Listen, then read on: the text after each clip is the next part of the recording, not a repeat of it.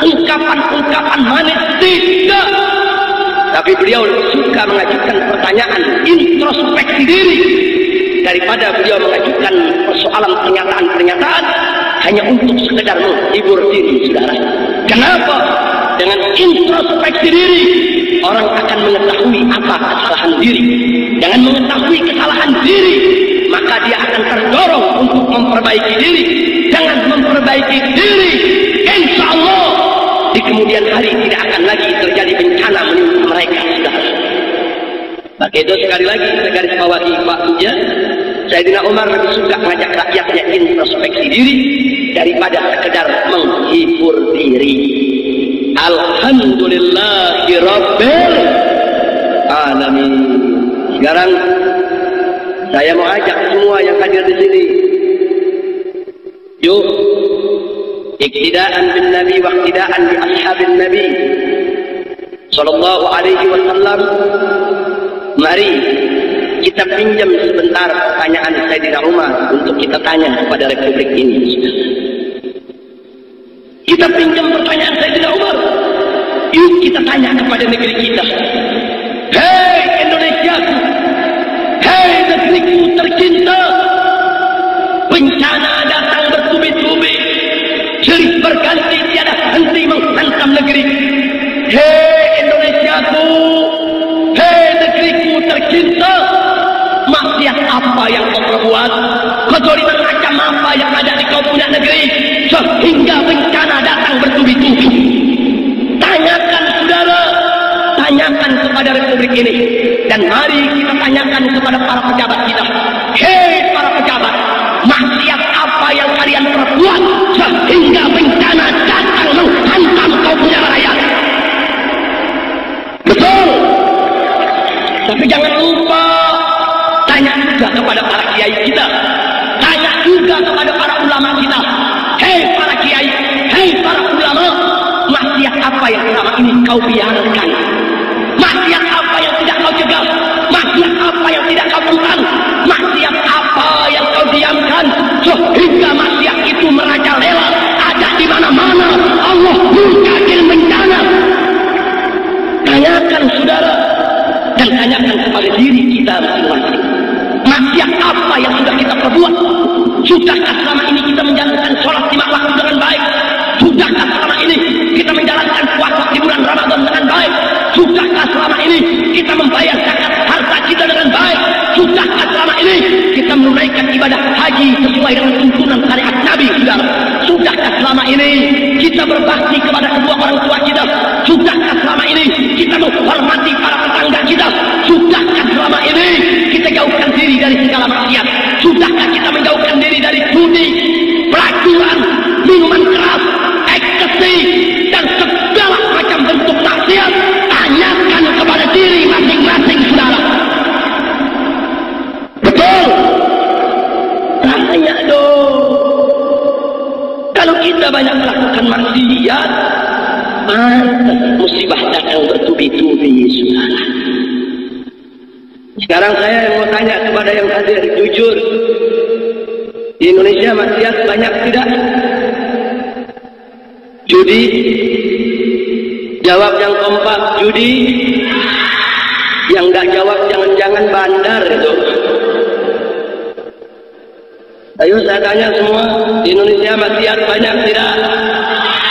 Korupsi, judi, ekstasi, pornografi, porno aksi, pelacuran, aliran sesat.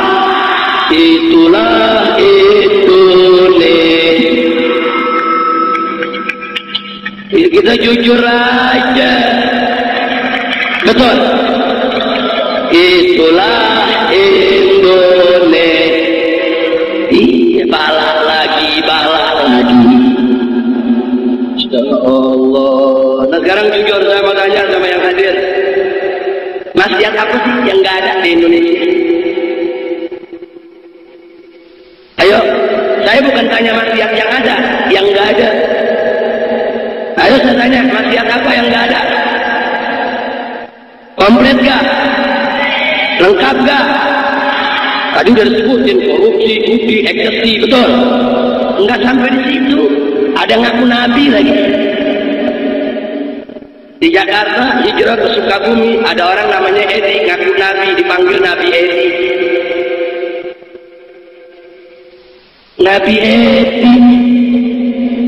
Kita kalau dengar nama nabi, cakep-cakep namanya. Nabi Adam, cakep gak? Enak gak? Nabi Nuh, enak gak? Nabi Isa, enak gak? Nabi Muhammad, enak gak? Nabi Edi.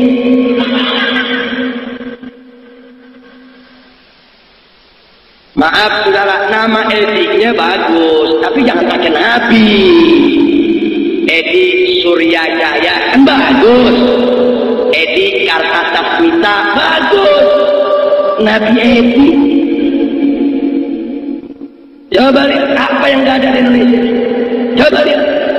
Ada perempuan lagi namanya Lia, dipanggilnya Lia Edan. Oh Eden, bukan Eden, Edan. Ngaku ketemu Jibril, belakangan ngaku kawin sama Jibril. Jibril nafsu melihat. Astagfirullahaladzim. Akhirnya ditangkap oleh polisi, masuk koran saudara. Apa koran bilang judulnya? Polisi berhasil menangkap Jibril. Wow. Udah, jadi saya tanya di Indonesia maksiat lengkap gak? Lengkap tidak? Lengkap tidak? Yang ngaku nabi ada gak? Ini maksiat apa yang gak ada? Semua maksiat saudara lengkap sudah. Sekarang jujur saya tanya, kalau maksiat banyak, nah sekarang musibah datang bertubi-tubi, wajar tidak? Wajar tidak? Rasain. Lo beb kok nyukurin, beb bukan nyukurin. Ini sebagai satu pelajaran buat kita saudara. Jangan sekali-kali menyalahkan Allah. Musibah bencana terjadi bukan karena Allah yang salah. Demi Allah, Allah tidak akan pernah menzalimi hamba-hambanya saudara. Jangankan yang muslim, apalagi yang beriman bertakwa kepada Allah, sampai orang kafir sekalipun tidak akan pernah dizalimi oleh Allah Subhanahu wa taala. Tidak. Kalau nanti di akhirat orang-orang kafir akan dijebuskan oleh Allah ke dalam neraka jahanam, bukan Allah jahat, bukan Allah ganas, bukan Allah kejam, tidak, bukan Allah zalim, tapi mereka dijebuskan karena mereka tidak beriman kepada Allah semasa hidup di dunia. Betul? Jadi jangan coba-coba menyalahkan Allah. Maka itu sekarang saya tanya, di Indonesia banyak musibah, banyak bala, macam-macam bencana. Yang salah Allah atau kita? Allah atau kita? Baik saya tanya, Allah maha adil tidak? Siapa yang maha adil? Siapa yang maha pengasih? Siapa yang maha penyayang? Siapa yang maha santun? Siapa yang maha lembut? Allah. Huwa Rahmanur Rahim. Huwa Latiful Wadud. Tancapkan itu dalam diri kita saudara. Allah tidak akan pernah menzalimi kita, tapi diri kita sendiri yang menzalimi daripada diri kita masing-masing. Maka itu sebagaimana sudah kita tegaskan, Allah Maha Adil. Orang yang berbuat jahat Allah timpakan musibah. Allah adil. Lalu bagaimana kalau akhirnya yang baik ikut terkena? Ya, kalau yang baik ikut terkena tidak usah khawatir. Itu ujian dari Allah untuk membersihkan dirinya dari dosa dan kesalahan, sekaligus untuk mengangkat derajatnya di sisi Allah. Alhamdulillah. Sekarang kita lanjutkan masih soal musibah dan bencana. Suatu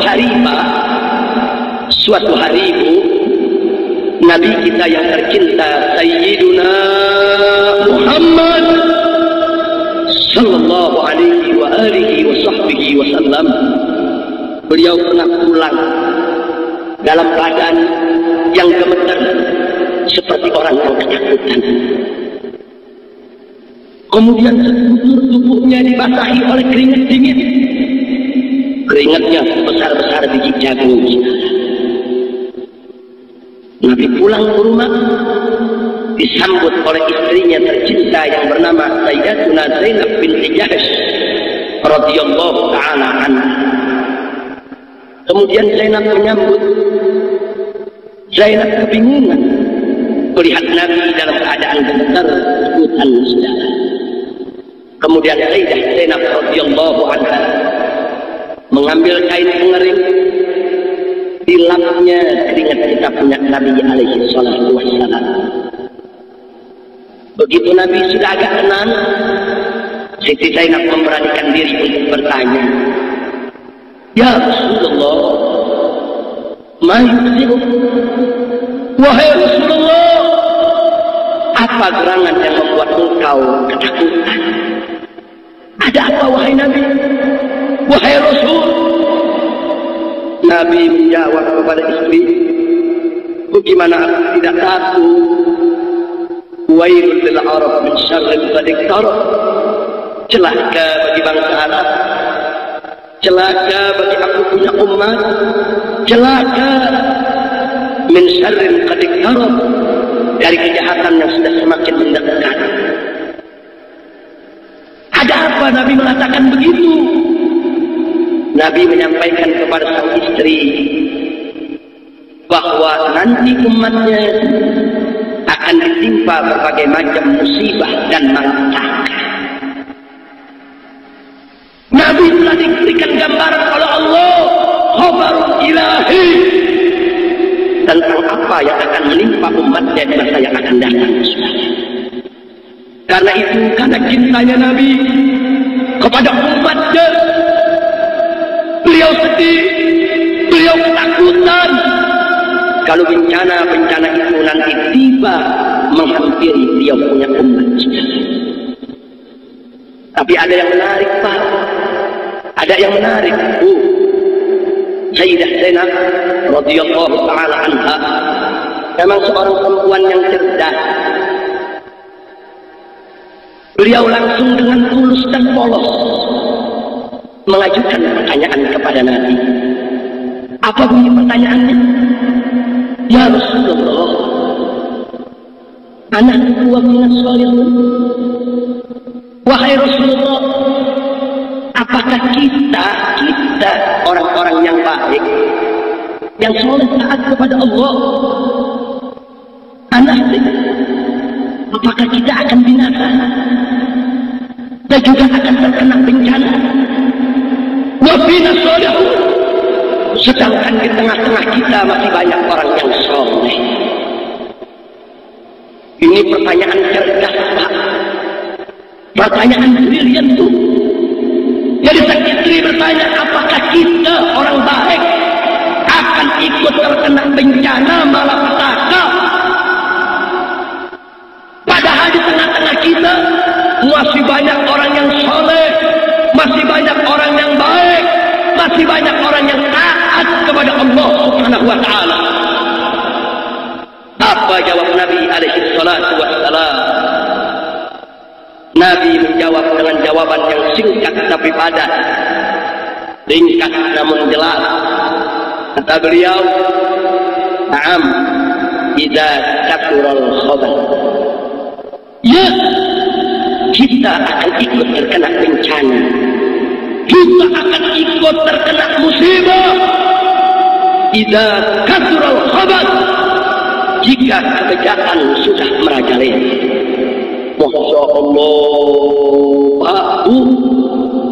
Nabi jangan tegas menjawabnya. Kita bakal kena bencana.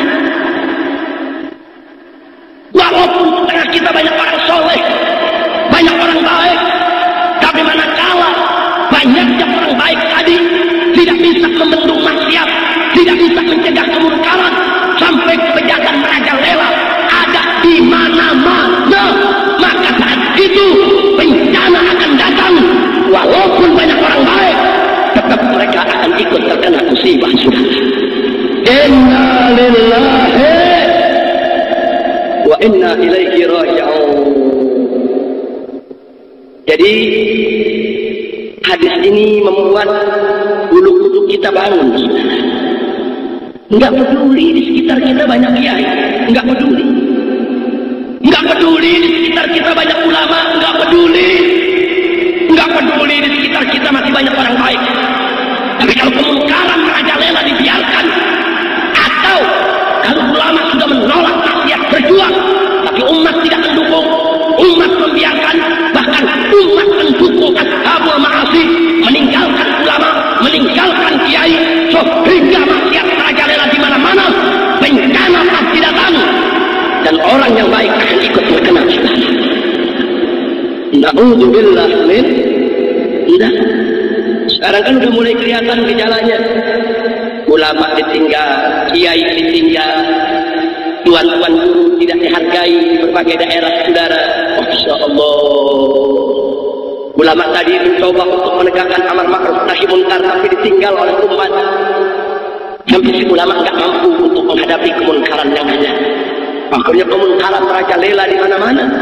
Maka pada saat itu bencana akan datang. Dan kesian kalau bencana sudah datang, yang kiainya, yang ulamanya, yang santrinya, semua akan ikut digulung oleh musibah.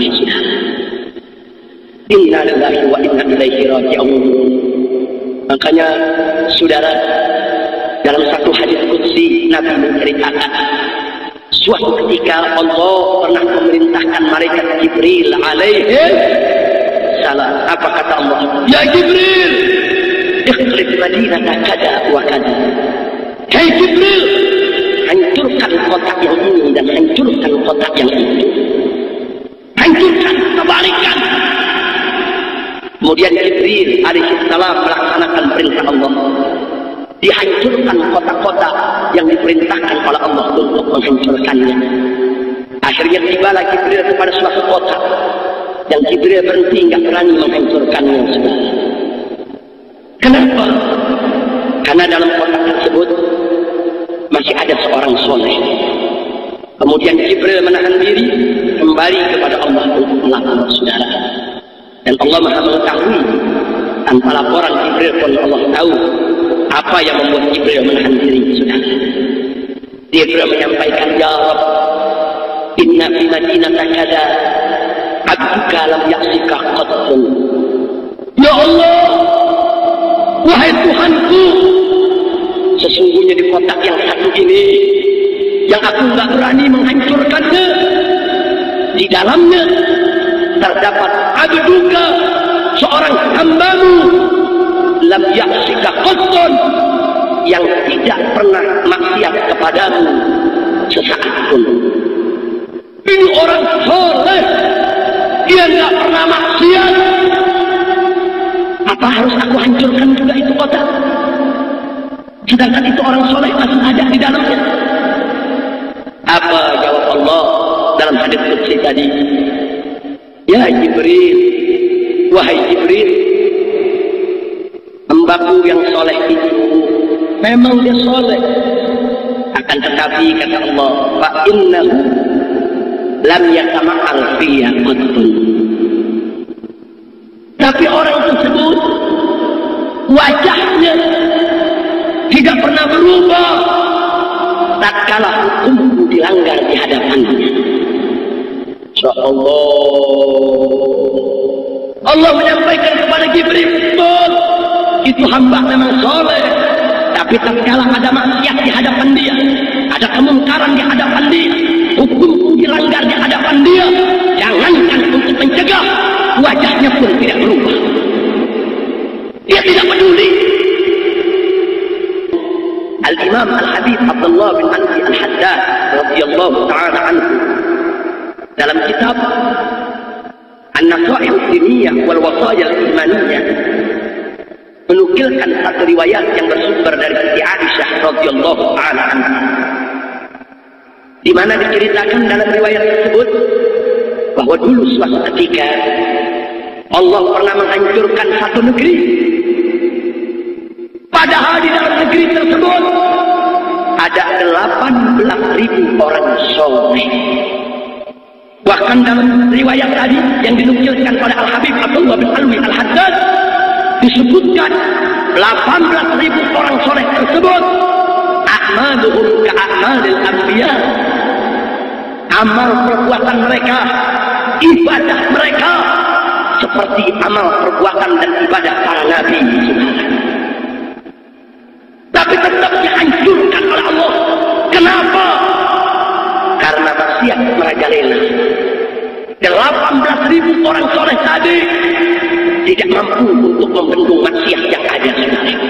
Kemungkaran di mana-mana, kezaliman di mana-mana, kemaksiatan di mana-mana. 18.000 itu sudah angkat tangan, tidak mampu, saudara. Akhirnya Allah yang turun tangan untuk menghancurkan negeri tersebut. Dan akhirnya 18.000 orang soleh ikut terkena bencana. Saudara, kalau kita buka satu persatu riwayat dalam kitab-kitab Ahlus Sunnah wal Jamaah, cukup sudah dalil buat kita betapa erat hubungan antara musibah dengan maksiat. Maksiat menjadi penyebab, musibah menjadi akibat. Jadi kalau kita tidak mau dapat musibah, stop dulu sebabnya, saudara.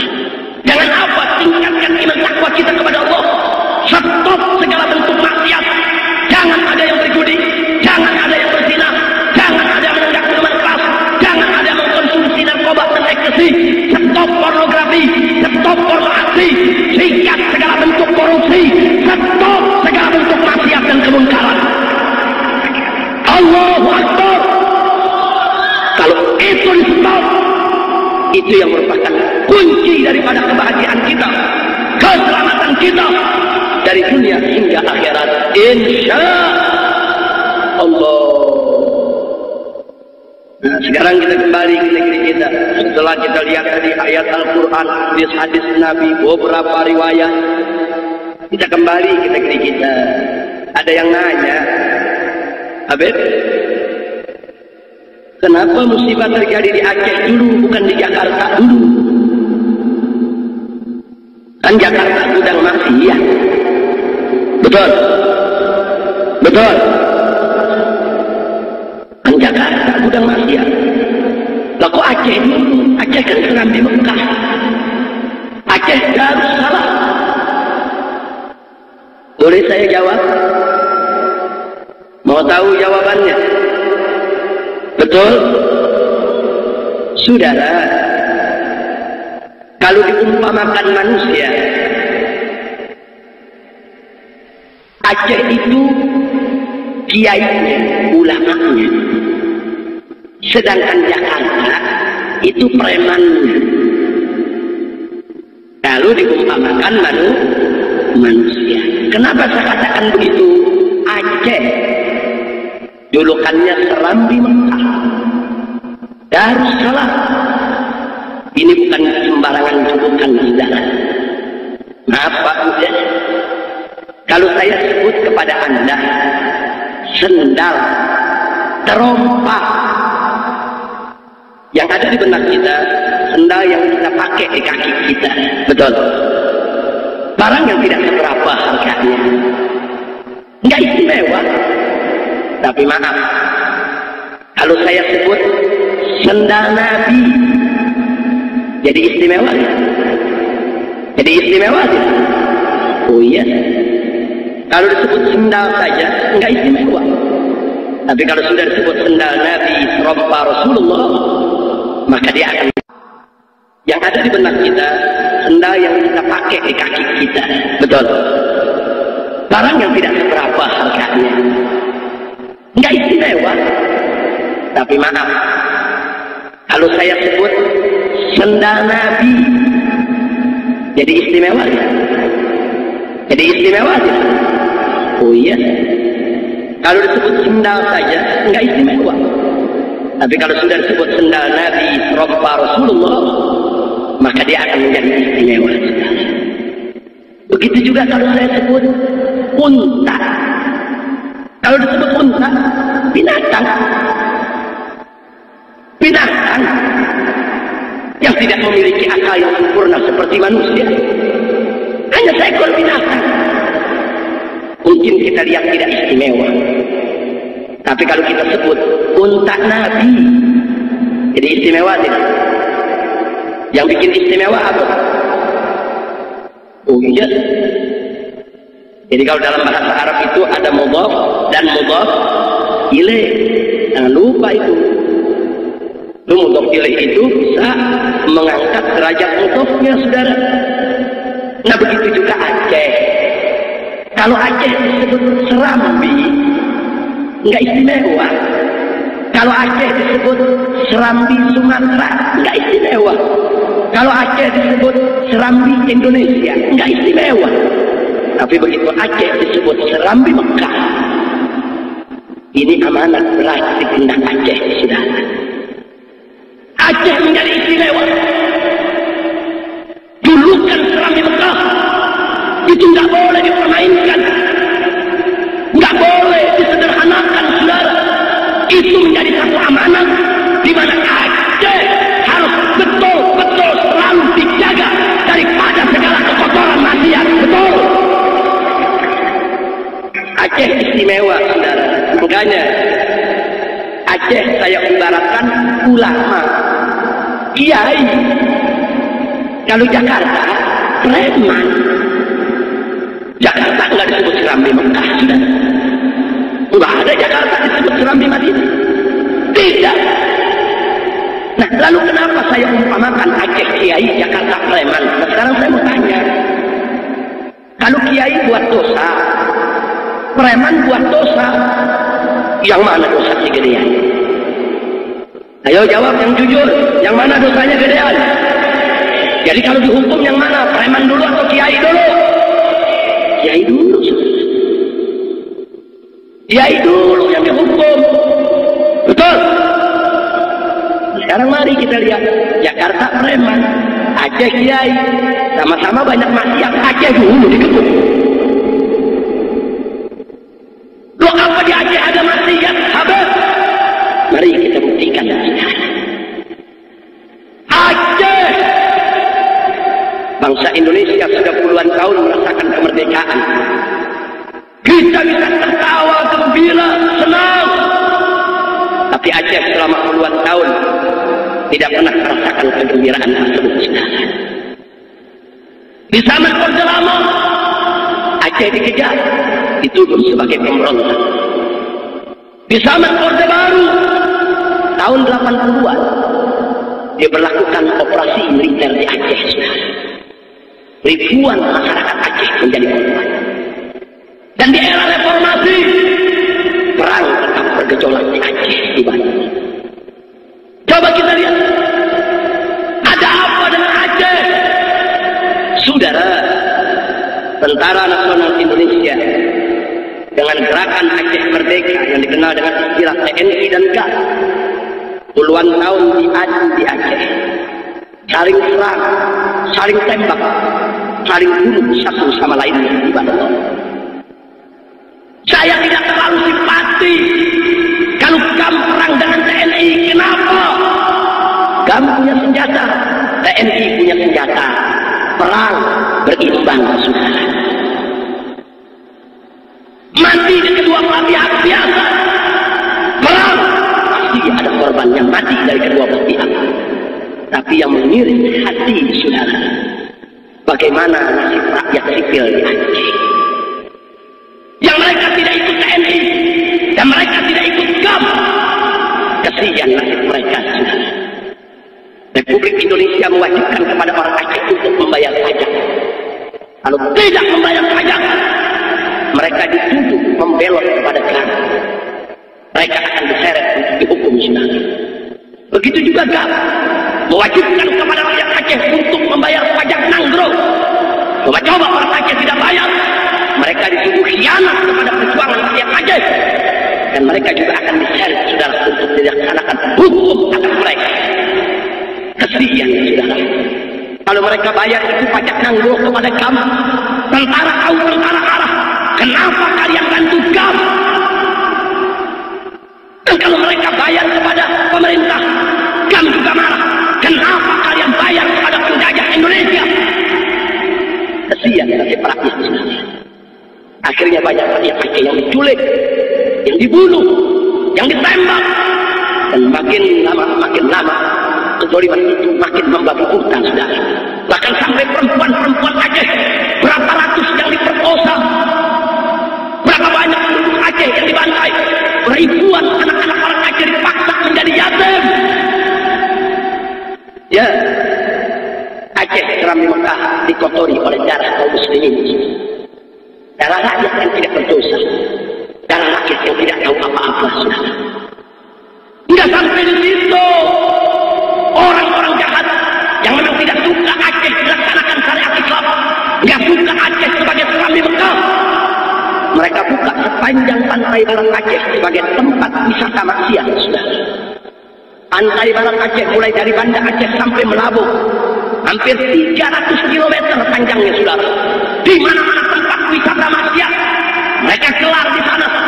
Ada tari pantai, pornografi, porno aktif, pelacuran, kedai-kedai Arab. Mereka bawa perempuan-perempuan dari luar Aceh untuk mengotori Aceh dalam pelacuran. Oh, nggak sampai di situ, Aceh dirubah dari seram di Mekah menjadi padang ganja, saudara. Oh, sampai di situ, bagaimana dengan ulama Aceh? Bagaimana dengan para habaib dan kiai di Aceh? Apa mereka diam? Tidak. Para kiai, para ulama, para habaib, para sayyid, mereka naik di atas mimbar, mulai dari khutbah Jumat lewat mimbangnya sampai kepada pengajian umum. Mereka kritisi TNI, mereka kritisi KAM, mereka berupaya untuk menolak segala kebatilan, membela kaum muslimin yang tertindas di Aceh. Tapi apa yang terjadi? Kalau suara ulama tadi terlalu keras, malam nanti akan ada rombongan bersenjata jemput dia dari rumahnya, saudara. Sudah dijemput, jangan mimpi untuk pulang ke rumah. 2-3 hari yang akan datang, jasnya akan bisa ditemukan di pinggiran sungai atau tepian pantai di Bandung, atau bahkan di pinggir hutan.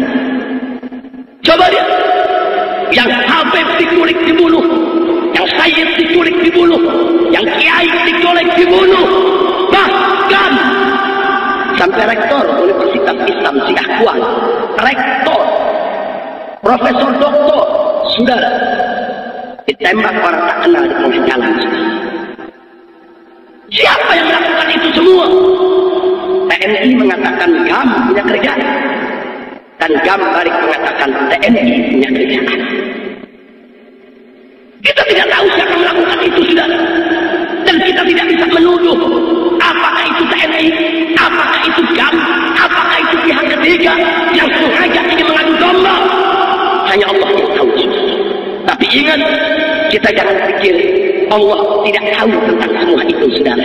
Ya, kita tidak tahu siapa melakukan, tapi Allah Maha tahu siapa melakukan itu semua, saudara. Apa kita pikir Allah akan diam? Para habaib, keturunan Rasulullah, diseret, diculik, dibunuh. Apa mereka pikir Allah akan diam? Para kiai, para ulama, pimpinan pondok pesantren di Aceh, diseret, diculik, dibunuh. Tidak, tidak. Dan Allah sudah menyatakan dalam satu hadis qudsi, ibarat man adali waliyan faqad adantu bil haq. Barang siapa yang mengganggu seorang waliku saja, kata Allah, maka aku sudah umumkan perang terhadap mereka. Jangan kita pikir Allah diam. Tidak. Allah Maha mengetahui kezaliman apa yang berlaku di Aceh, saudara. Tapi terus Allah ulu, Allah berikan kesempatan kepada masyarakat Aceh untuk menegakkan yang hak. Tapi apa boleh kata, karena sudah terlalu banyak kiai ulama diculik dan dibunuh, akhirnya rakyat Aceh tidak berani bicara, sudah. Mereka semua tutup mulut, mereka semua menjadi masing-masing menyelamatkan diri. Akhirnya amar ma'ruf nahi munkar 10 tahun terakhir tidak lagi ditegakkan di Aceh, sudah. Ya, begitu ulama sudah lepas tangan, begitu umat sudah lepas tangan, tidak ada lagi menegakkan amar ma'ruf nahi munkar. Allah yang turun tangan di Aceh, saudara. Allah kirimkan gelombang tsunami di pantai barat Aceh, dari Banda Aceh sampai Melabu sepanjang 300 km tepian pantai. Semua tempat maksiat rata dengan tanah. Tapi itulah, saudara, kalau Allah sudah kirim bala tentaranya, nggak peduli. Akhirnya yang ulama ikut kena, yang santri ikut kena. Ratusan pondok pesantren dihantam, digulung oleh tsunami, saudara. Ada sebuah pondok pesantren di wilayah Lampung dipimpin oleh Kiai Haji Asnawi. Itu santrinya, saudara, belasan ribu, luar biasa pondok pesantren besar. Dihantam dengan tsunami. Itu yang tersisa hanya Pak Kiai dengan 16 santrinya. Keluarga Pak Kiai, anak menantu, cucu, semua digulung. Tidak ketahuan entah kemana mayat mereka, saudara. Belasan ribu santri semua digulung. Bahkan sampai pondok pesantren, tanda patok tanahnya pun hilang semua, lenyap digulung tsunami. Saudara, karena kalau sudah datang nggak peduli mau kiai apalagi bajingan, nggak ada itu tsunami nanya mana rumah kiai, nggak ada. Kalau bencana sudah datang, bencana akan mengenai siapa saja. Kami saksi mata. Saya bawa 1.300 laskar front pembela Islam ke Aceh sehari pasca tsunami. 4 bulan pertama kami kerja, saudara. 4 bulan pertama kami kerja, lebih dari 60.000 mayat kami evakuasi. 4 bulan 60.000 mayat, dan itu belum selesai. Kami duduk sampai 1 tahun di Aceh. Mayat tiap hari masih bisa kami temukan, saudara. Kami lihat dengan mata kepala kami sendiri. Ribuan mayat bayi yang tidak berdosa berserakan di jalanan, di selokan, di sawah, di rumput, di sungai, di semak-semak. Apa dosa bayi ibadah Allah? Kullu mauludin yuladu ala fitrah. Setiap anak yang dilahirkan ke atas muka bumi ini dalam keadaan suci. Tapi coba lihat, kesian bayi yang tidak berdosa sekalipun digulung oleh tsunami. Saudara, kalau kiai digulung, santri digulung, bayi yang tidak berdosa digulung, jangan bertanya tentang mereka yang bertikai. Ribuan mayat tentara, ribuan mayat polisi, kami yang kumpulkan. Lengkap dengan senjata mereka, lengkap dengan granat, amunisi dan peluru mereka. Ribuan mati di mana-mana. Dan kami masih temukan lagi pasukan-pasukan bersenjata yang tidak dikenal, lengkap dengan senjata dan amunisi. Kemana mereka saat tentara Allah datang? Mana senjata mereka? Mana granat mereka? Mana amunisi mereka? Mana panser mereka? Apa mereka punya kekuatan untuk menolak datangnya tentara Allah? Tidak. Allahu Akbar. La haula wa la quwwata illa billahil aliyyil azim. Kekuatan Allah, saudara. Panser-panser tentara itu hantam gelombang tsunami itu terbuat dari baja Israel sebenarnya. Coba lihat. Tapi itu tadi, saudara, kalau Allah sudah turun tangan, kesian. Yang baik itu tenang. Tapi mudah-mudahan, sebagaimana tadi sudah kita ungkap, musibah yang menimpa orang-orang baik tersebut akan menghapuskan segala dosa mereka, meninggikan derajat mereka di sisi Allah, dan menjadi penyebab turunnya rahmat akan mereka masuk ke dalam surganya Allah. Amin ya Rabbal Alamin. Saudara, Aceh belum selesai. Terjadi gempa Jogja. 300 laskar FPI kami kirimkan ke Jogja. Dari sebelum terjadi gempa, karena kami waktu itu mengikuti program waspada Merapi, tapi tiba-tiba terjadi gempa. Masya Allah, ribuan orang mati, saudara, walaupun tidak sedahsyat Aceh. Ratusan mayat kami evakuasi dari balik reruntuhan. Belum selesai Aceh, datang lagi tsunami Pangandaran. Ada apa dengan Jogja? Kita tidak bisa menutup mata. Jogja ini pusat kristenisasi, saudara. Pusat pemurtadan di mana-mana. Dan banyak orang mencampur adukan antara ajaran Islam dengan ajaran kejawen. Banyak orang yang sudah percaya dengan hal-hal yang berbau kemusyrikan. Akhirnya datang terjadi apa yang terjadi di Jogja. Dan kita jangan tutup mata dengan Pangandaran. Kami juga turun di Pangandaran. Seluruh laskar FPI yang ada di Ciamis, Cilacap, Tasik dan Garut, dari mulai malam terjadi bencana, mereka semua turun di Pangandaran, saudara. Itu seluruh tempat maksiat yang ada di pinggiran Pangandaran, porak-poranda, tempat maksiat. Ya, selama ini ulama-ulama Ciamis sudah kasih tahu, ulama-ulama Ciamis sudah bicara, tapi mereka tidak peduli. Tetap kemaksiatan merajalela di Pangandaran. Jadi jangan salahkan Allah kalau Allah kirimkan bencana tersebut. Lalu bagaimana Jakarta? Tinggal tunggu giliran. Memang kita tidak mau terjadi bencana. Karena itu kami tegakkan amar ma'ruf nahi munkar. Kami lawan berbagai macam kemungkaran di ibu kota Jakarta. Agar Allah tidak memporak-porandakan ibu kota, saudara.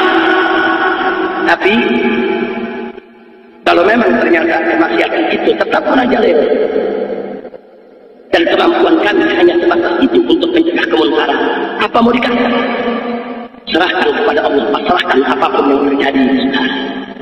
Dan saya bisa bayangkan, Jakarta dihantam gempa dengan kekuatan di atas 100 skala Richter saja. Berapa juta yang akan jadi korban, saudara? Gedung-gedung cakar langit. Jakarta setiap hari penduduknya ada 15 juta orang. Dan kalau di hari kerja, penduduknya bisa mencapai 20 juta orang. Ngurus mayat 130.000 mayat di Aceh. 1 tahun baru kelar. Karena tertimpa reruntuhan, nggak mudah untuk mengangkatnya.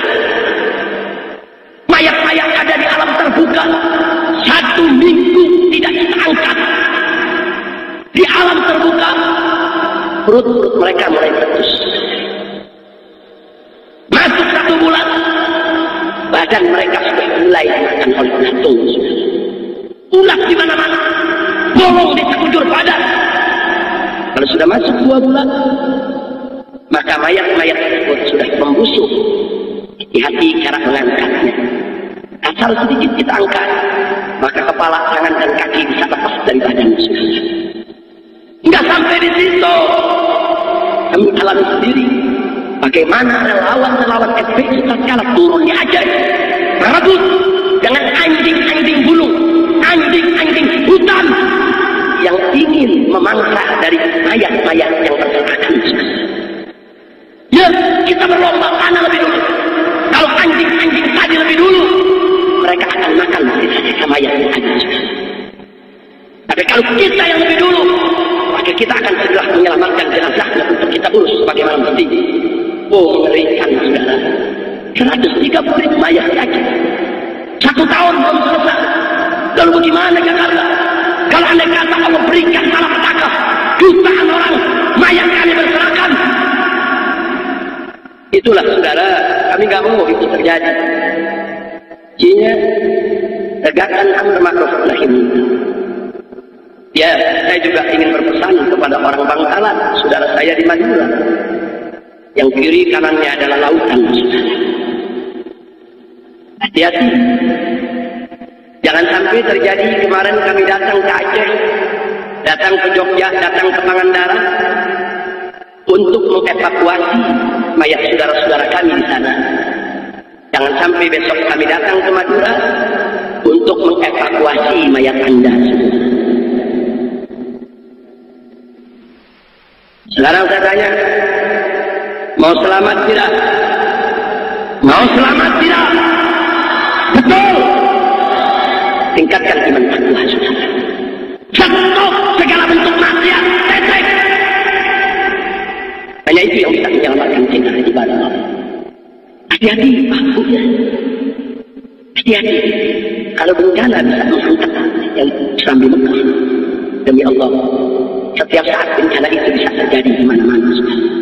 Siapa yang sangka di Sidoarjo tiba-tiba ada gas tersembur begitu hebat tanpa ada yang bisa menghentikan, saudara. Saudara yang tinggal di pinggir laut, hati-hati dengan tsunami. Yang tinggal di atas gunung, hati-hati dengan letusannya. Yang tinggal di perbukitan, hati-hati dengan longsornya. Yang tinggal jauh dari gunung, jauh dari perbukitan, jauh dari laut, demi Allah, bumi di bawah telapak kaki kita setiap saat bisa terbelah untuk menelan kita. Allah bisa mengirimkan malapetaka kapan saja, di mana saja, dalam bentuk apa dan bagaimana saja, sesuai dengan kehendak Allah. Kalau kita ingin menyetop agar bencana itu tidak terjadi, ketuklah pintu rahmat Allah. Karena Allah berfirman dalam hadis qudsinya, sabaqat ghadabi rahmati. Rahmatku mendahului kemurkaanku. Bagaimana cara mengetuk pintu rahmat Allah? Katakan iman takwa, jalankan segala perintah Allah dan Rasulnya, tinggalkan segala larangannya, semata-mata hanya untuk mendapatkan ridha Allah. Dan stop segala bentuk maksiat yang mampu kita stop. Yang tidak mampu, serahkan kepada Allah. Allah akan menyelesaikan sisanya kalau kita sudah memulai dengan kemampuan kita sekarang. Insya Allah. Hati-hati, saya di sini bukan lagi menakut-nakutkan, tidak. Fadzakir, innama anta mudzakir. Kita cuma ngasih peringatan aja, cuma ngasih peringatan. Dan ingat, inna dzikra tanfa'ul mu'minin. Peringatan itu sangat manfaat bagi orang yang beriman. Jadi stop dari segala kemunkaran dan kemaksiatan. Mudah-mudahan Allah selamatkan Madura ini. Allah jadikan Madura ini sebagai jaziratan salihah, jaziratan thayyibah, jaziratan mubarakah. Amin ya rabbal alamin. Nah saudara, akhirnya setelah panjang lebar ceramah bicara tentang berbagai macam kemunkaran dan kemaksiatan, balas saatnya saya untuk menyampaikan, inilah sebabnya Pak, inilah sebabnya Bu, kenapa saya dan kawan-kawan di Front Pembela Islam mati-matian jatuh bangun untuk menegakkan amar ma'ruf nahi munkar. Maaf Pak Bu ya, memang banyak orang mengecam kami, banyak orang tidak suka dengan cara-cara kami, dan memang kami juga akui cara-cara kami banyak dinilai sebagai cara-cara yang kasar, yang jauh dari kelembutan. Tapi Anda tidak boleh lupa bahwa semua berita-berita itu merupakan bentukan media yang sering umat Islam tidak lagi melakukan konfirmasi dan tabayyun. Saya mau sampaikan Bapak Ibu kepada semua yang saya cintai, bahwa kemungkaran manakala masih bersifat individual perorangan, itu kita nggak boleh kasar Pak. Kita nggak boleh kasar Bu. Kita mesti lembut, kedepankan kesantunan. Maksud saya maksiat individual perorangan, maksiat yang dilakukan dari orang ke orang. Ada yang judi, yang nggak sholat, dan seterusnya. Itu maksiat perorangan. Saya tidak memandang remeh maksiat perorangan. Hanya maksiat perorangan macam ini sikapilah dengan arif dan bijak.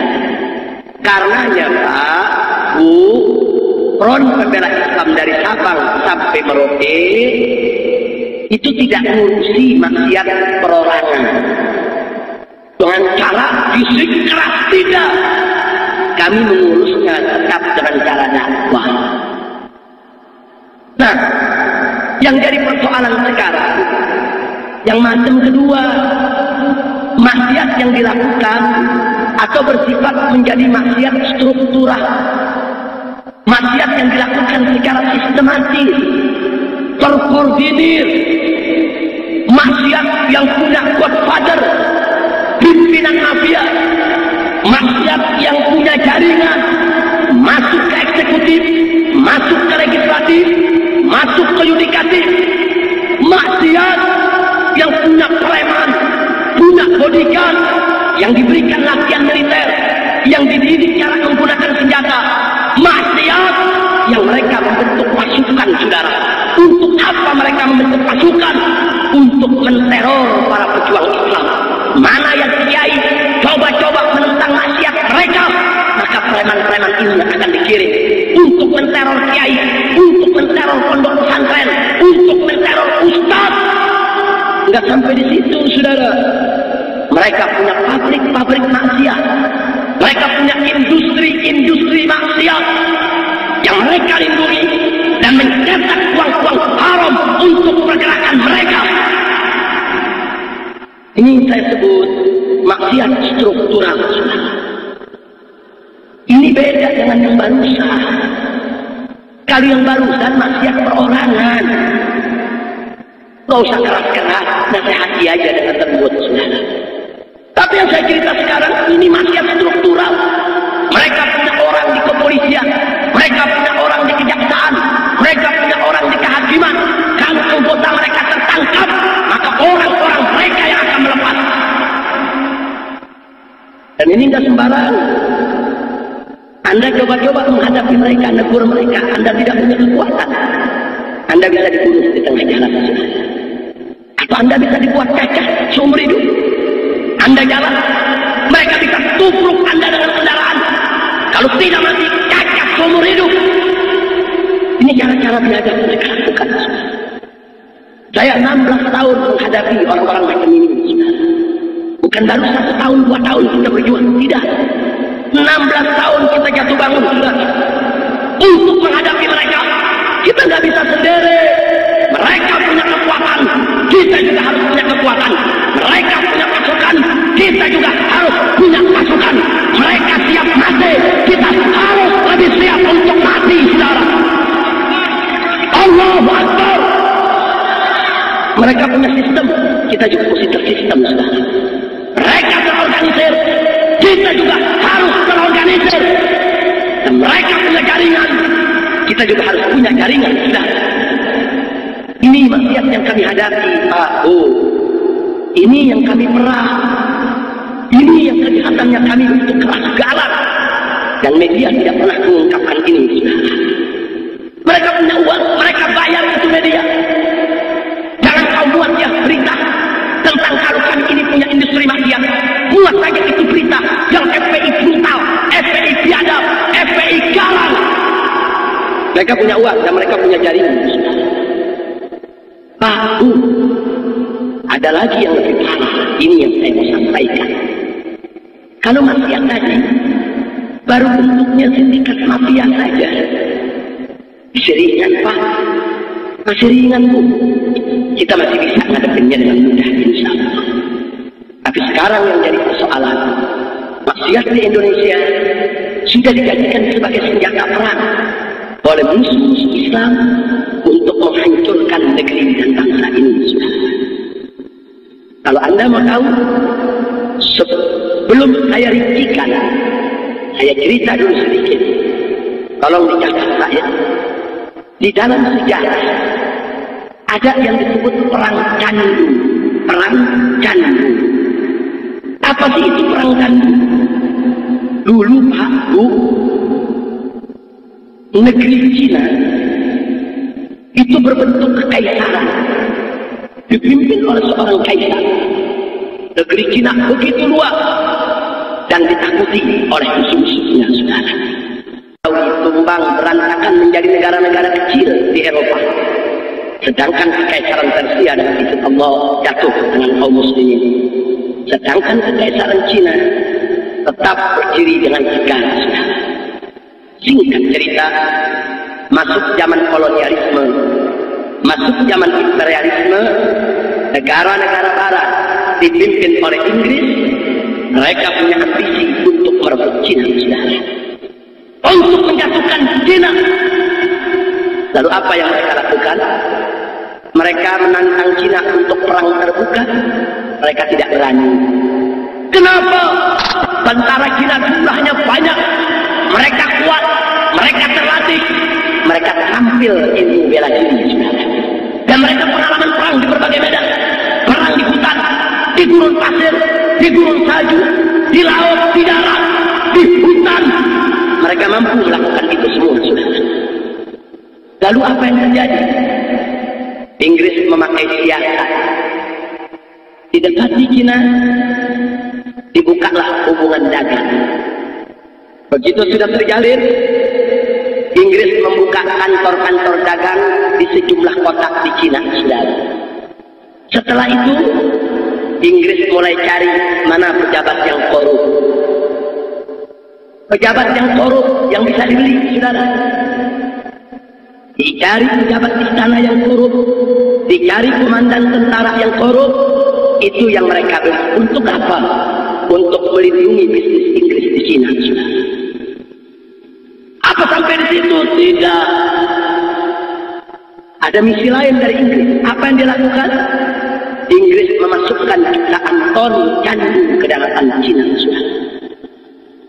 Lewat hubungan dagang dan pejabat-pejabat Cina yang korup, tentara-tentara komandannya yang korup, mereka yang melindungi pendistribusian daripada candu di seluruh daratan Cina. Mulailah candu menyebar di Cina. Itu yang namanya candu. Kalau orang sudah ketagihan, itu lebih dahsyat daripada ganja, lebih dahsyat daripada narkotik, lebih dahsyat daripada narkoba. Makanya kalau orang ketagihan disebut kecanduan, saudara. Karena kekuatan candu untuk merangsang orang membuat ketagihan lebih hebat daripada barang haram yang lainnya. Akhirnya disebar itu candu ke seluruh daratan Cina. Dan tolong dicatat Pak Budia, dijual murah oleh Inggris, bukan dijual mahal. Loh, kenapa dijual murah? Supaya anak petani bisa beli, supaya tentara-tentara Cina yang gajinya kecil bisa beli, supaya rakyat jelata bisa beli. Dijual murah. Bahkan untuk komandan-komandan tentara diberikan gratis. Sebulan, 2 bulan, 1 tahun berlalu. Akhirnya yang ditunggu oleh Inggris tiba, saudara. Lebih dari 50% tentara Cina ketagihan candu ibadah Allah. Anda tahu orang kalau sudah ketagihan candu, manakala dia minta candu tidak ada, badannya gemetar, bentuknya lemas, tenaga hilang. Jangankan untuk perang, angkat senjata mereka tidak mampu. Begitu sudah sedemikian rupa kondisi mereka, candu di stop. Begitu banyak tentara Cina yang sudah depresi akibat candu. Akhirnya Inggris dengan sekutunya datang dengan bala tentara, dia hantam Cina, saudara. Sekali hantam, tentara Cina takluk. Sekali serbu, kota Beijing tumbang. Sekali tempur, Kaisar Cina menyerah, saudara. Coba lihat. Ini yang disebut perang candu. Jadi Inggris menjadikan candu sebagai senjata perang, saudara. Saya tanya kepada yang hadir, jujur, reject tidak? Jahat tidak? Sekarang kita tinggalkan Inggris, kita kembali ke negara Republik Indonesia tercinta. Mari kita. Apa kita tidak berpikir bahwa saat ini Indonesia sedang diperlakukan seperti Cina oleh negeri-negeri yang menjadi musuh kita, saudara. Coba kita lihat. Coba kita lihat. Bahkan kita lebih parah, saudara. Bukan hanya candu, ekstasi, minuman keras, narkoba, drug, pornografi, porno aksi, film-film porno, berbagai macam kemaksiatan dihantamkan ke negeri kita, saudara. Betul? Oh, mau bukti? Mari kita buktikan, Pak. Ya, cukup buat saja saya buktikan. Yang pertama, peredaran ekstasi. Yang kedua, peredaran pornografi, saudara. Kita mulai dari yang pertama, ibadah Allah. Anda tahu tahun 80-an, Indonesia ini hanya menjadi negara transit untuk narkoba, saudara. Bukan konsumen, transit. Dari 70-an sampai 80-an, narkoba itu datang ke Indonesia cuma numpang lewat. Setelah itu terbang ke negeri lain, saudara. Tapi masuk tahun 80-an sampai 90-an, Indonesia berubah menjadi negara konsumen. Karena mulai banyak pemuda-pemudi kita yang ketagihan narkoba, saudara. Begitu masuk tahun 90-an, apalagi tahun 2000-an, dengan sangat mengejutkan, Indonesia berubah menjadi negara produsen, saudara. Anda tahu 1 tahun yang lalu, 1 tahun yang lalu saudara, 3 pabrik ekstasi di wilayah Banten berhasil dibongkar oleh kepolisian Republik Indonesia. Mari satu contoh saja, pabrik ekstasi yang ada di kota Tangerang, begitu dibongkar, begitu terungkap, pabrik kecil saudara, tapi satu harinya mampu mencetak lebih dari 2 juta butir ekstasi saudara per hari. Bahkan belakangan yang di Serang, pabriknya begitu besar, alatnya begitu canggih, lebih menyeramkan lagi. Mereka mampu mencetak ekstasi 1 juta butir per jam saudara. Coba Anda lihat, 1 jam 1 juta butir, lalu 1 hari, 1 minggu, 1 bulan, sekian tahun selama mereka operasi. Dan itu baru 3 pabrik yang dibongkar. Lalu bagaimana dengan pabrik yang belum dibongkar, yang belum terungkap? Maka itu jangan kaget, ekstasi dijual murah di masyarakat, dijual di keteng seperti permen. Kenapa di keteng? Supaya orang miskin bisa beli, supaya anak petani bisa beli, supaya tukang becak bisa beli, supaya orang miskin bisa beli. Ya Allah, mereka bukan cari duit, tapi mereka ingin menghancurkan moral kita. Pada akhirnya mereka ingin menghancurkan bangsa dan negara kita. Tolong dicatat yang di Serang, pabrik ekstasi yang diungkap ternyata yang punya orang muslim, dan ternyata anggota yang ditangkap saudara, staf-stafnya banyak yang WNA. Ada yang dari Australia, ada yang dari Jerman, ada yang warga Belanda, ada yang warga Italia. Mereka semua ditangkap oleh kepolisian kita saudara. Orang-orang asing yang punya, orang-orang kafir yang punya. Apalagi tujuan mereka kalau bukan ingin menghancurkan negeri kita. Betul. Ya Allah, ini berat Bu ya. Ini yang diurusi sama FPI bukan sembarang maksiat. Ini maksiat struktural. Ini maksiat yang menjadi perang besar. Sudah pindah sekarang ke pornografi saudara. Setiap hari Indonesia saat ini diselundupkan jutaan keping VCD porno masuk ke negeri ini. Jutaan keping. Bahkan saat ini mereka sudah berani untuk memperbanyak VCD porno di dalam Indonesia. Dan mereka jual murah. 1 keping VCD porno di kota Surabaya, apalagi di Jakarta, cuma Rp1.000. Dan sekarang sudah ada DVD. 1 DVD dijual cuma Rp4.000. Anda tahu, kecanggihan DVD, dia mampu menampung 10 film porno. Cuma Rp4.000, 10 film porno dalam 1 disc. Berarti 1 film porno mereka hanya jual Rp400. Kenapa mereka jual murah? Mereka bukan mencari duit, mereka menghancurkan moral kita. Oh, dengan alasan kecanggihan teknologi, alat putar VCD beberapa tahun yang lalu harganya jutaan sudah, tapi sekarang diselundupkan oleh mereka. Diselundupkan jutaan mesin-mesin putar VCD di sini saudara. Itu bisa kita dapatkan cuma harga Rp25.000, Rp40.000. Coba lihat, kenapa dijual murah?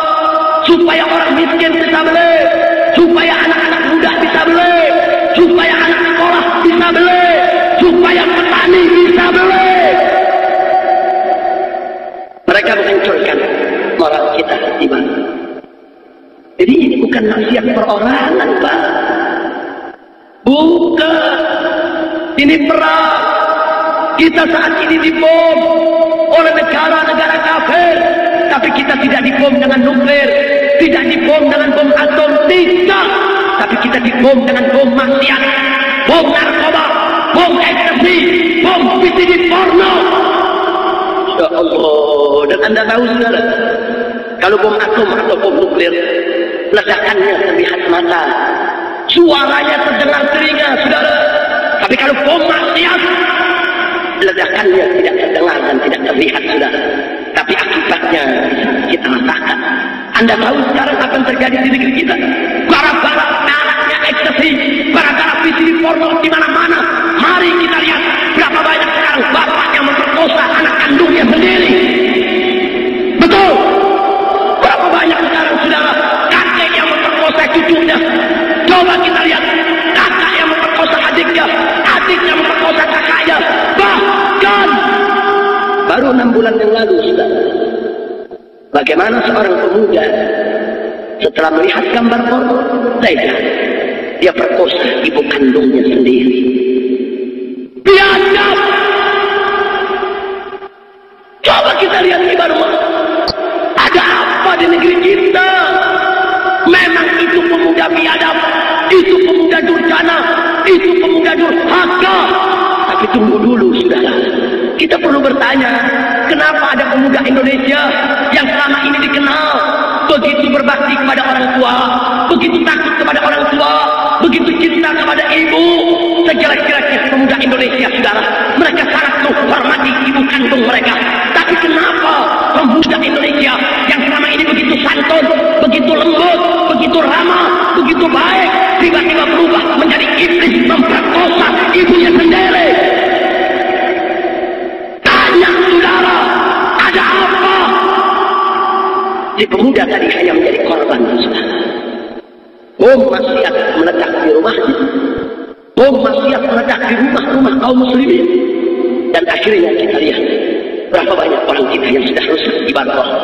Anda tahu Pak Bu, jeleknya zaman jahiliyah. Zaman jahiliyah, zaman pecah. Zaman jahiliyah saudara, itu jeleknya zaman. Tapi sejelek-jeleknya zaman jahiliyah, tidak ada anak memperkosa ibu kandungnya sendiri saudara. Kita dihancurkan Pak, kita dihancurkan Pak. Dan apa udah kesian anak-anak gadis kita. Kenapa saya katakan kesian? Dulu Pak Bu, tahun 70-80-an, anak-anak gadis kita kalau sudah masuk pintu halaman rumah, dia akan merasa aman dan tenang dari godaan lelaki hidung belang saudara. Kenapa dia tenang?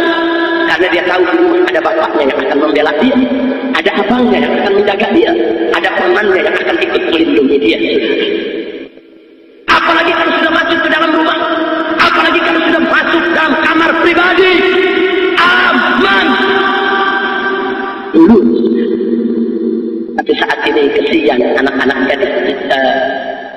Jangankan masuk ke dalam halaman rumah, jangankan masuk ke dalam rumah, sampai di kamar pribadi pun mereka tidak lagi aman. Manakala si anak gadis tahu bapaknya suka nonton video porno, abangnya suka mengkonsumsi ekstasi, pamannya suka melihat gambar-gambar porno, maka si anak gadis tidak akan pernah bisa aman. Kenapa?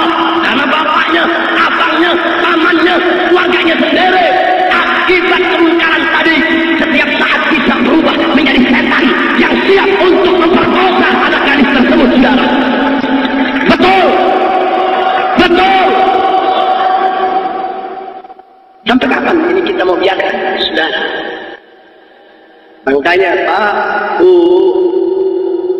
sebelumnya saya minta maaf.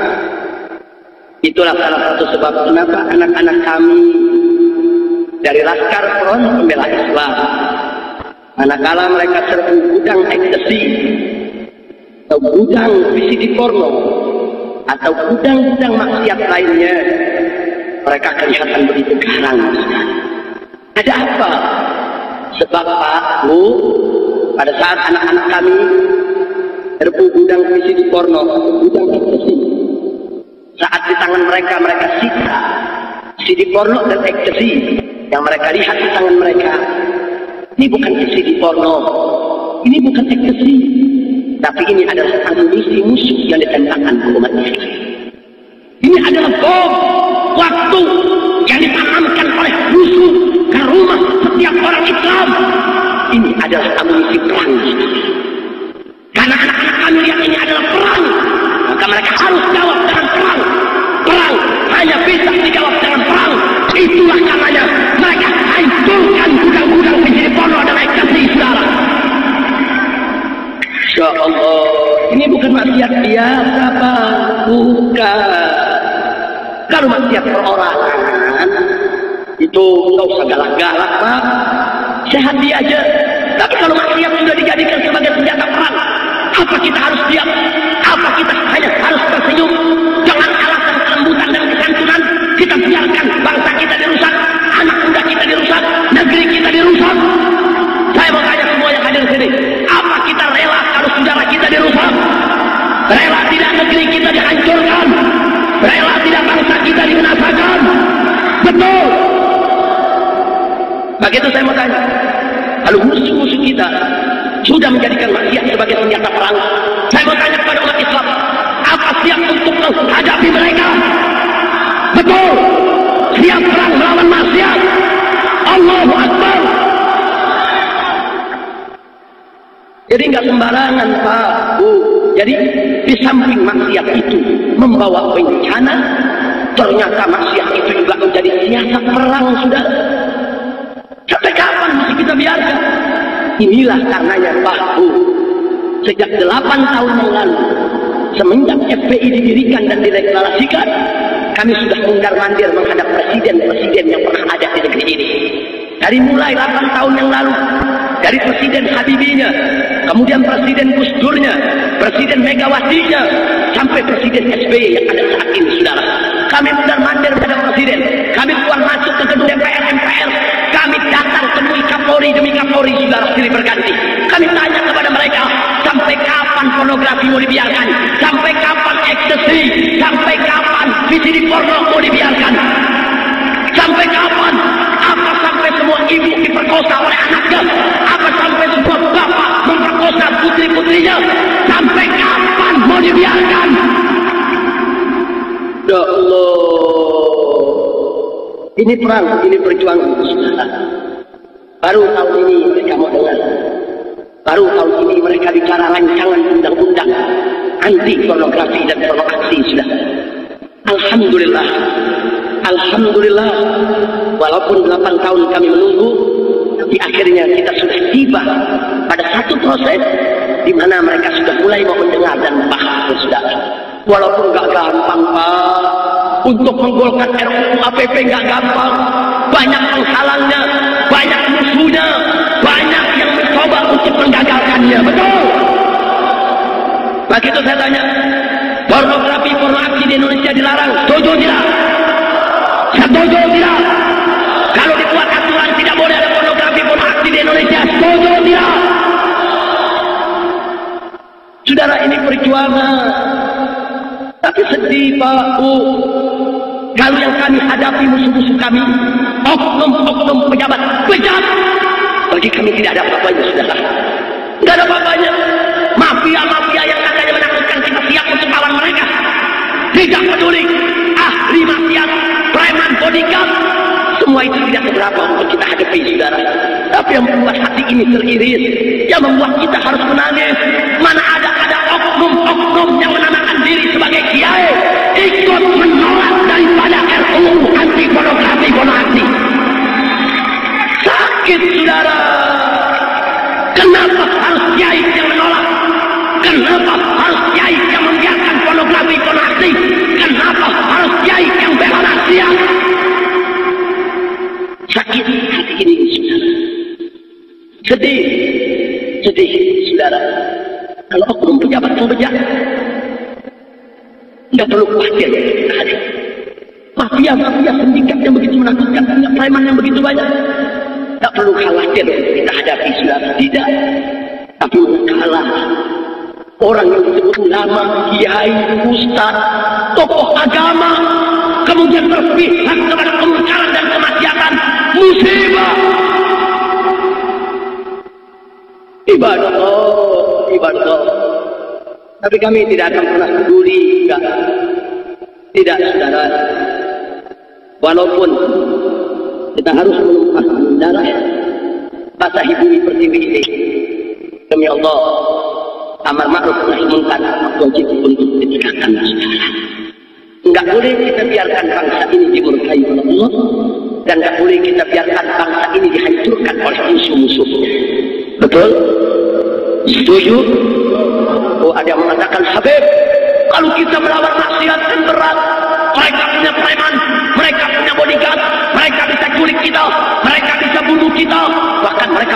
oknum-oknum pejabat yang bejat. Mereka bisa angkat kita hitam jadi putih, putih bisa jadi hitam. Kita benar disalahkan, kita dijebloskan ke penjara. Itu kan berat, Beb. Saya ingin sampaikan, saudara. Ya. Tapi Anda mesti tahu, saudara. Demi Allah, saudara. Kita ditangkap di penjara, bahkan dibunuh sekalipun, jauh lebih baik daripada kita membiarkan negeri kita dihancurkan, bangsa kita dimusnahkan oleh musuh-musuh Islam. Betul, saudara. Kalau kita melawan preman yang kata menakutkan, demi Allah kita belum tentu kalah, saudara. Kalau kita berhadapan dengan oknum-oknum pejabat-pejabat, walaupun tinggi pangkatnya, jabatannya, belum tentu kita kalah lawan mereka, saudara. Tapi kalau kita sudah menghadapi muka Allah, tentara Allah yang datang, gelombang tsunami, longsor, gempa bumi, aina mafar, kemana kita mau lari? Tidak ada tempat untuk lari bagi kita. Ya Allah, saudara, tak apa-apa kita yang dibunuh. Ya Rabb, kami yang dibunuh, kami di penjara. Tak apa-apa ya Allah. Kita minum situ ya Allah. Jangan kau murkai negeri ini. Jangan kau murkai bangsa ini. Jangan kau binasakan umat Islam yang ada di negeri ini ya Allah. Tak apa-apa. Kita berkorban di jalan Allah. Asal Allah tidak turunkan azabnya. Tak apa-apa. Kalau kita diam ada maksiat, saudara, tsunami datang, gempa datang, yang kena bukan diri kita saja, saudara. Bapak kita, ibu kita, nenek kita, kakek kita, istri kita, anak kita, guru kita, santri kita, keluarga kita, sampai tetangga kita, masyarakat kita, kampung kita, negeri kita, semua ikut terkena bencana.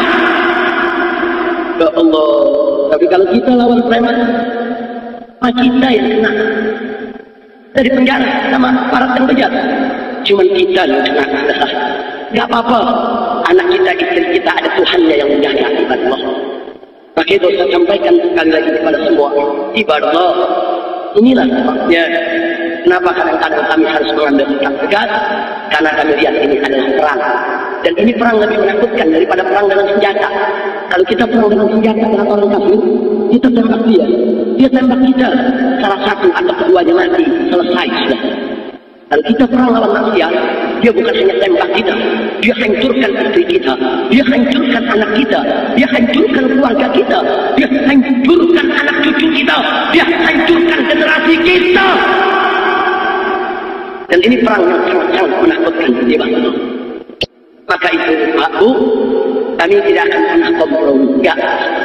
Kita enggak peduli mau siapapun orangnya. Apakah itu kiai, apakah itu tokoh agama, apakah itu dianggap wali. Kalau salah katakan salah, hak katakan hak, batil katakan batil, benar katakan benar. Betul. Enggak boleh, saudara, mentang-mentang seorang kiai kita hormati selama ini, tahu-tahu melakukan satu kesalahan kita biarkan. Haram, saudara. Enggak boleh kita biarkan. Kalau kita cinta kepada para habaib kita cinta kepada para kiai kita cinta kepada para ulama kita, saat mereka lupa diinginkan, saudara. Saat mereka salah jalan diluruskan, saudara. Bukan membiarkan mereka makin tersesat. Ya Allah, itu kami tidak peduli. Oh, saya diancam, katanya mau dicegat, mau diculik, mau dibunuh. Dipikir kita takut. Tidak, ibadah Allah.